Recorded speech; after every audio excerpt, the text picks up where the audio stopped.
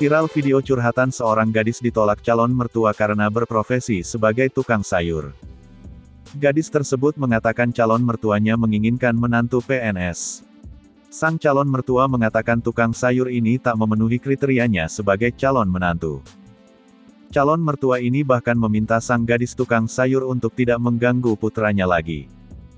Sontak video tersebut langsung viral setelah diunggah sang gadis di akun TikTok miliknya. Diketahui gadis tukang sayur ini bernama Rosvita. Rosvita membagikan cuplikan percakapan dengan ibunda pacar.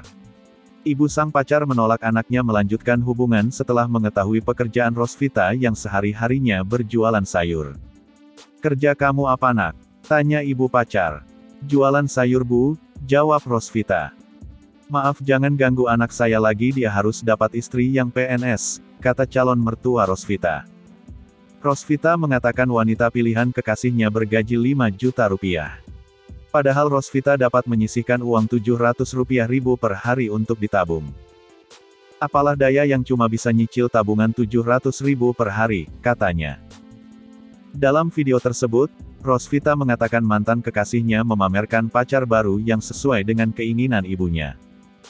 Merasa disepelekan, Rosvita mengatakan gaji wanita pilihan mantan kekasihnya itu seharga modalnya untuk berjualan dalam sehari.